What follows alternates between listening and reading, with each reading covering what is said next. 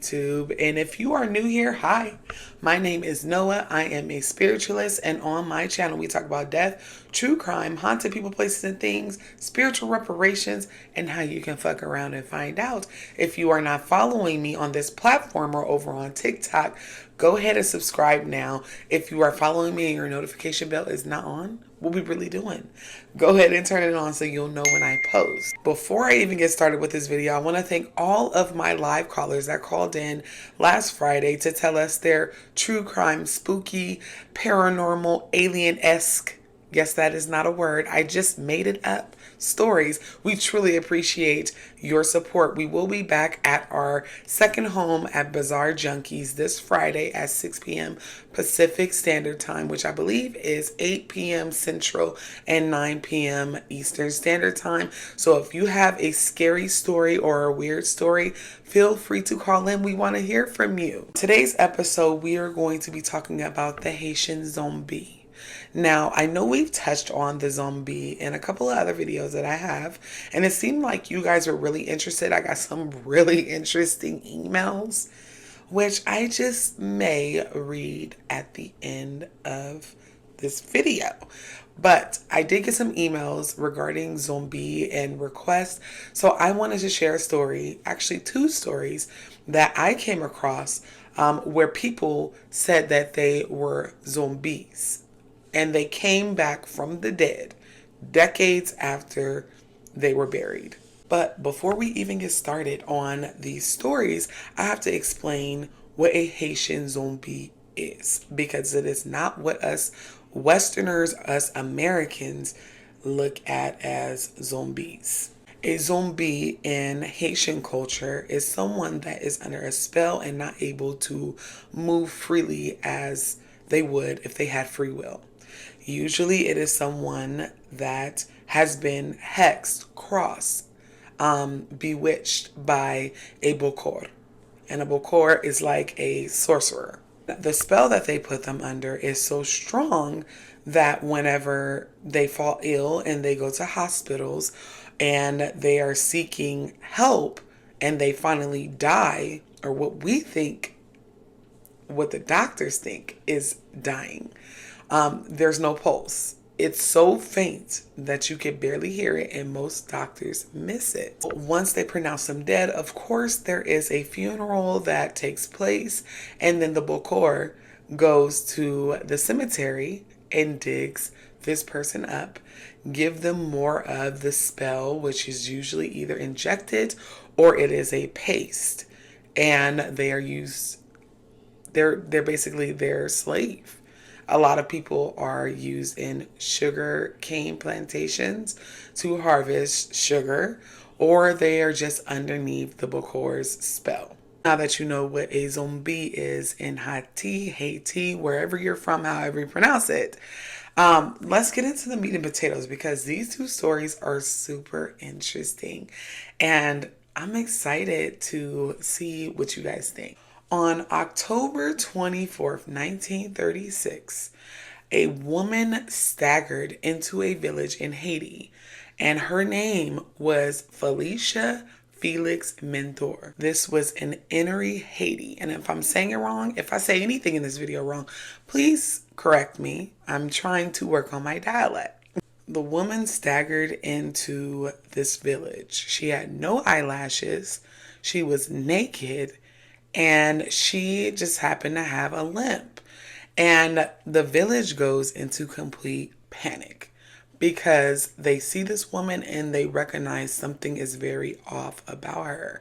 And if you know and you're well tapped in the Haitian community, then you know she looked like what they suspected her to be. What panicked the community was that she resembled someone that they had buried 29 years prior in 1907. And that limp was from a fractured leg that this person had experienced many, many years prior to her staggering back into her village. Her family members eventually got word of this, and they identified her as Felicia Mentor, because you know your kin, you know when you know, and her family knew. The woman was taken to a government facilitated hospital, and she was confirmed to be Felicia Felix Mentor. And the famous author Zora Neale Hurston actually took a photo of this woman and wrote about this woman in one of her books. Now, she also talked to the physicians that was treating Felicia and told them the Haitian folklore and what they believe happened. The doctors just kind of brushed it off. They really didn't believe Ms. Zora because this was all folklore or whatever the case may be. They were suspecting that there was a suppressant, some type of drug that was given to Felicia to stop her free will, to keep her wandering, but it doesn't explain how Felicia got out of the grave after 29 years. Zora Neale Hurston then took the photo over to Life magazine and also put the story of this woman into her famous book, Tell My Horse. Pause. Let me just pause because I got to keep it real. Y'all my family, y'all my friends. I love Zora Neale Hurston's work. I mean, some of my favorite books are written by her. But I feel like this kind of gave voodoo a little bit of a bad stigma.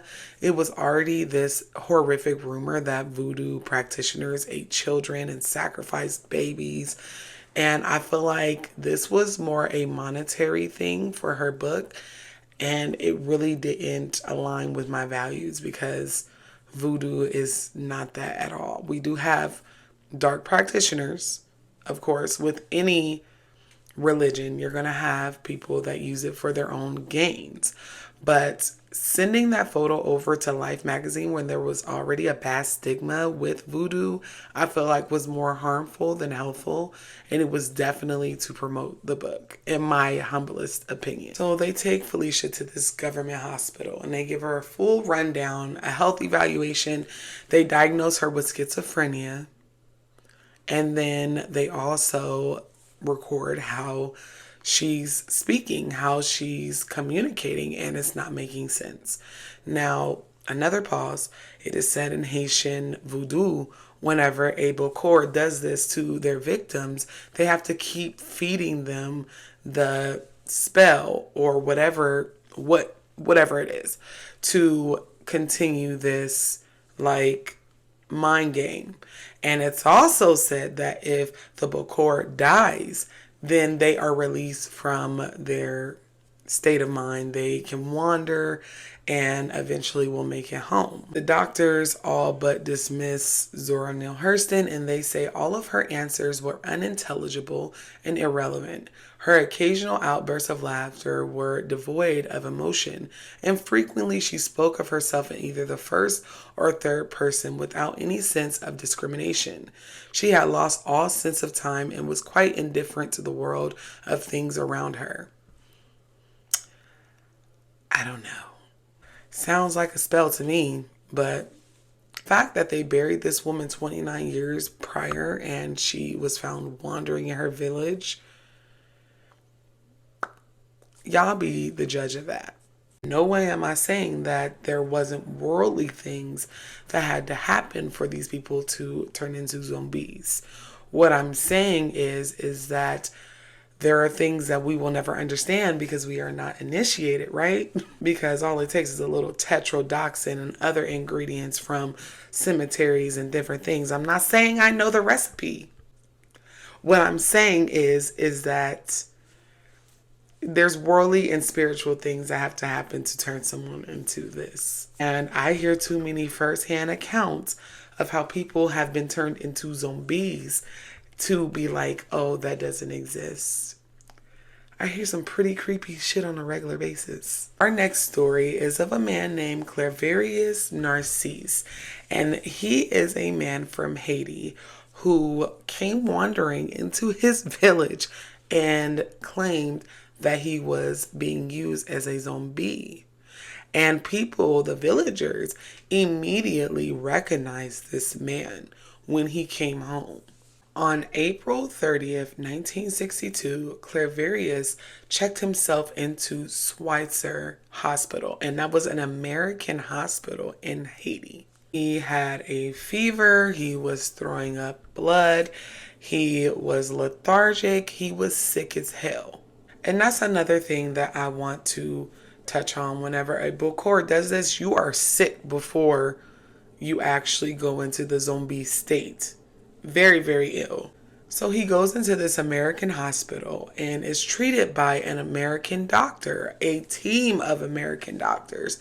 And they could find no explanation as to why he was so sick. His condition worsened, and 3 days later, he was pronounced dead, pronounced deceased. They put a toe tag on him, put him in the refrigerator, and waited for his family to come and claim his body so they can bury him. And that's exactly what they did. They held a funeral for this man. They buried him. They thought that it was over with. And this was in 1962. In 1980, a woman named Angelina was shopping in a market in Haiti. And a man approached her, identifying himself as Clairvius. And at first she was a little weary because obviously this is years and years later. So she prompted him to call her a childhood nickname that only her and Clairvius will actually know. And he did. And she looked at him a little longer and was like, this is my brother. This is Clairvius. It looked just like him, except he had a scar on his cheek. And he explained that when he was being buried, he was conscious but paralyzed. And whenever they drew the coffin nails into the wood of his coffin, one pierced his skin. Can y'all imagine? Just take the skepticism out of whatever you believe, right? Say you don't believe me, but just for a second, believe me. If you're being buried alive and you realize what happened to you, and then a big ass coffin nail goes through your face and you can feel all the pain, but you can't say anything. All the villagers that were around him were born and raised, and a lot of them were his age. They recognized this man. And so he begins to tell what happened to him. He said that himself, along with others, were working as zombies on a sugar plantation.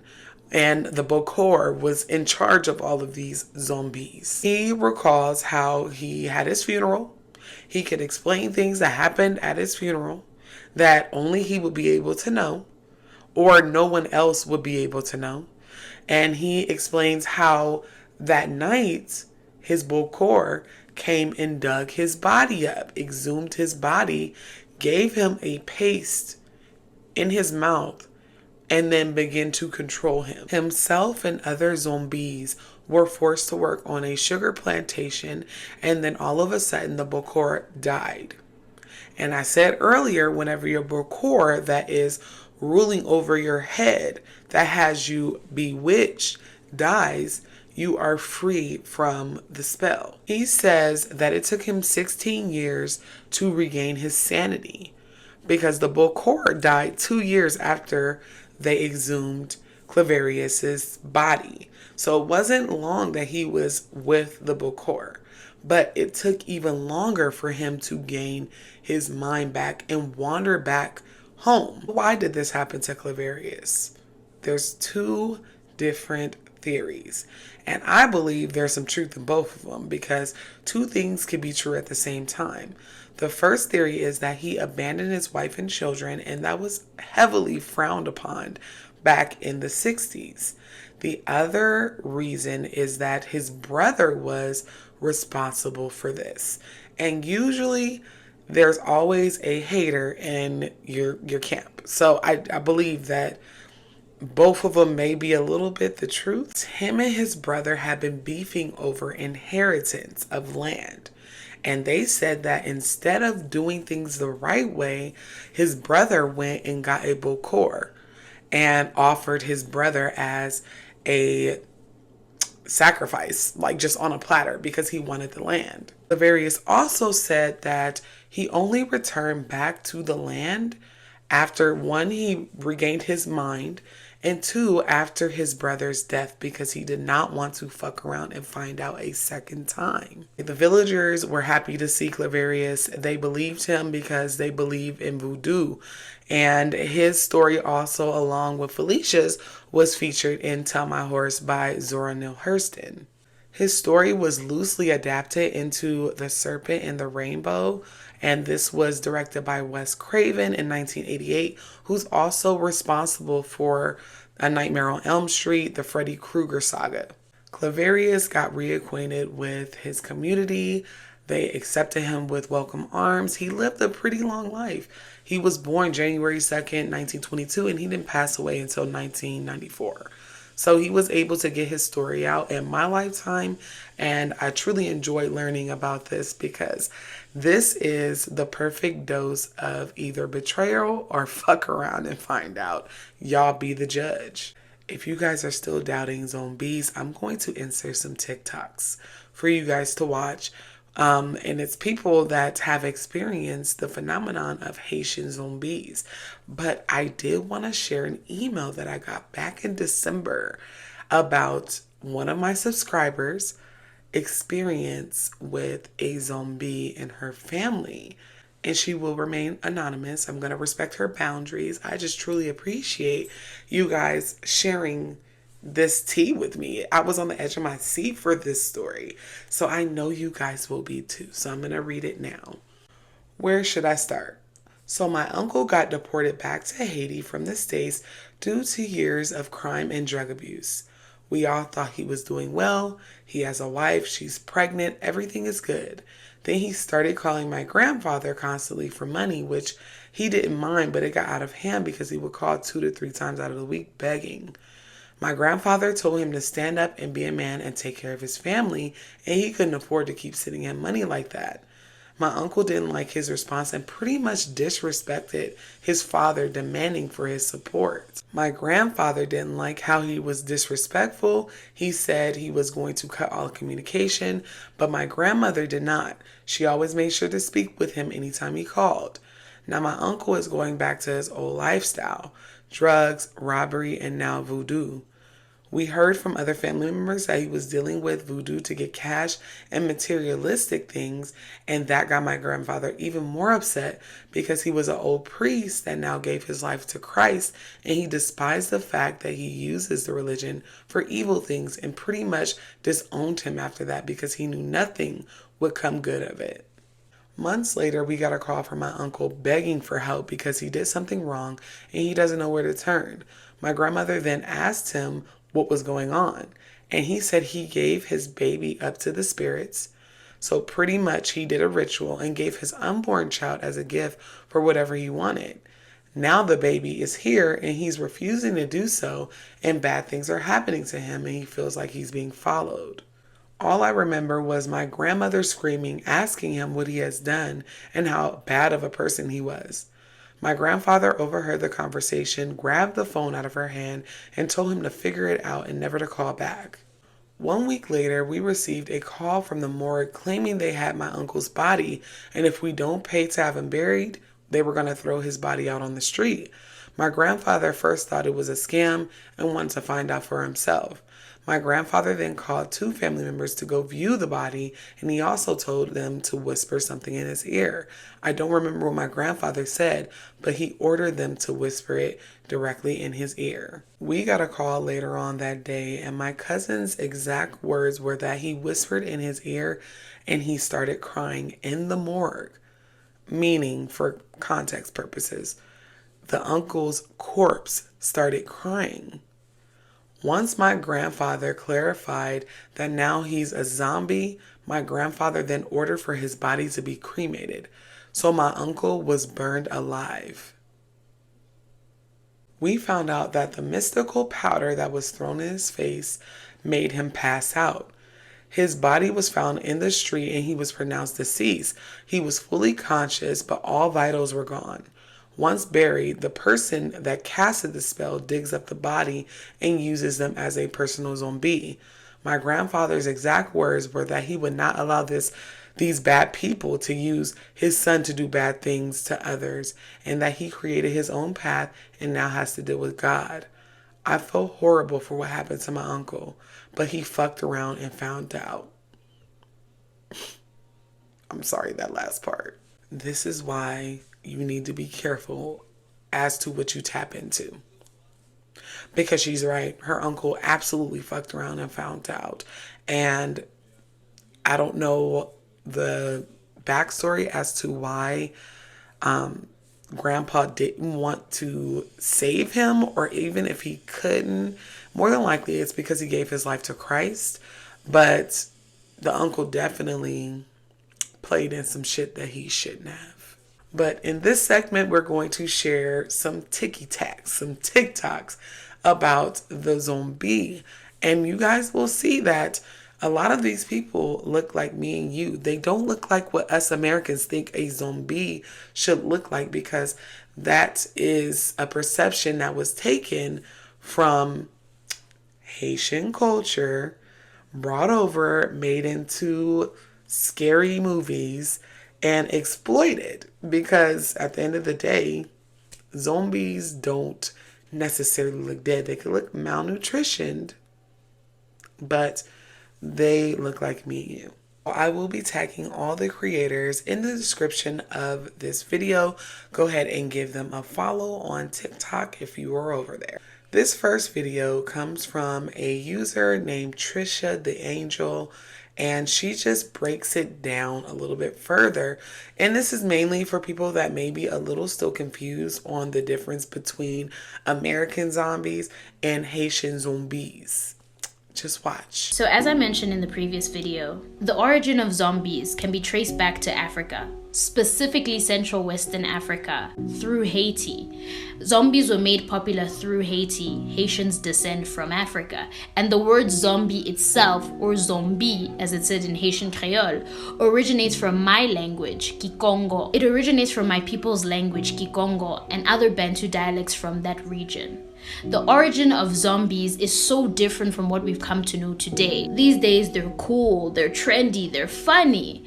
But the real meaning behind zombies is sad. The origin and real meaning of zombies comes from the very real fear of millions of African and African descended people, from the past to the present.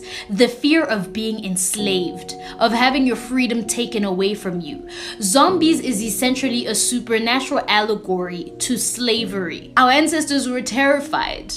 Their lives were being taken away from them, their freedom, their decisions, their agency, and they were being turned into these objects that people could use for their own gain. That is a fear that was real then, and it is a fear that is still real now. You get African refugees that are being sold into slavery. You get young women and girls that are being sold into marriage. Orphan children get turned into house slaves because there's no one to look out for them. This is a very real fear that was taken and turned into a commercial joke. I see a lot of people on the internet talking about how we're trying to steal their history, their mythology through Lord of the Rings and having black elves and now Ariel. Meanwhile, look what you did to our mythology. You took a very real fear, a tragedy of millions of people, and you turned it into a joke. You turned it into something that is trendy and cool. George A. Romero is considered by many to be the one who ushered in the modern day zombie craze. But essentially what happened, the traditional zombie was westernized. You took the original face of zombification and replaced it with this. It's always good to be informed, and she hit the nail on the head. We have glorified zombies. We have The Walking Dead, The Night of the Living Dead, and all of that kind of comes from African and Caribbean culture. Now, these next couple of videos come from a TikTok account called Orisha Rising, and I do want to ask everyone to be respectful. Even if you don't believe in this kind of stuff, we are not going to disrespect spirit and disrespect actual believers and practitioners. So these videos, they're very, very interesting. It is about a young man who is said to be a zombie, and it appears that his father has reclaimed him, and he is just a shell of who he used to be. Y'all watch this and give me your opinion. This is Wilfred Dorison, a dead man who is still alive. 18 months after he was buried and this death certificate issued, he reappeared. Wilfred has made legal history. The High Court of Haiti has officially declared him to be a zombie. Port-au-Prince, capital of the Caribbean island of Haiti, home of voodoo. The starting point for an expedition to track down Wilfred Dorisson. Littlewood nor Gorinsky have been to Haiti before. Both will take a lot of convincing that zombies exist.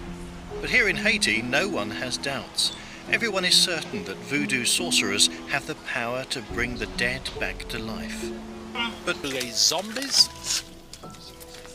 It sounds incredible to me, but this, after all, is what's supposed to have happened to Wilfred Dorisson. Wilfred lives in one of the most inaccessible parts of... Could we ask him, how did he escape? Before he died. Could be the same person who's got more thick set. Fat face, but Wilfred's lost a lot. Merci, madame. Wilfred's lost a lot of weight.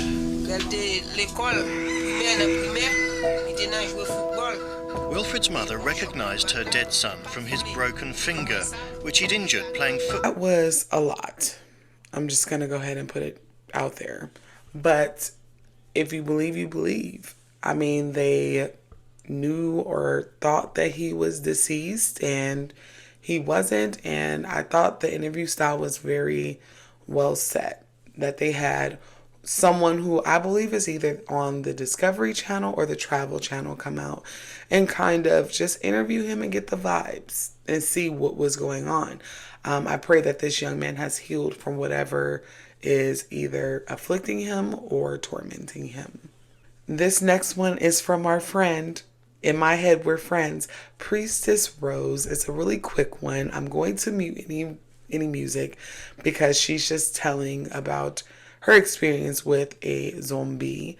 And I just love her. We're mutuals. I feel like I'm a part of an elite club and all that other stuff. But make sure you give Priestess Rose a follow. I'm going to actually tag her YouTube. I had no idea she had one, but I'm going to be tagging her TikTok as well.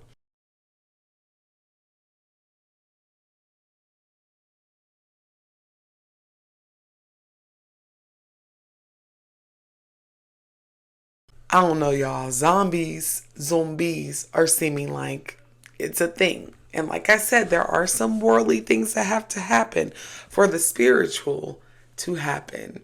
But I still believe. And that's it. That's just all I'm saying. That is all for today, YouTube. Thank you again for your continued support. If you have a spooky, haunted, people, places, or things, fuck around and find out type of story that you want me to recite for you, just email me. I'm going to leave it in the description of this video, as well as I'm going to pin it in the comments. Again, we will be back over at Bizarre Junkies this Friday. So if you have a story that you would like to call in and tell us, please do. Again, 6 p.m. Pacific Standard Time. Please convert the time zones. I'm dropping some back-to-back content for y'all because I missed y'all last week because I was out, hanging with my friends at Bizarre Junkie. So there will be another video, and it is based off of Caribbean African folklore, so you won't want to miss it. Make sure your notification bell is on, honey.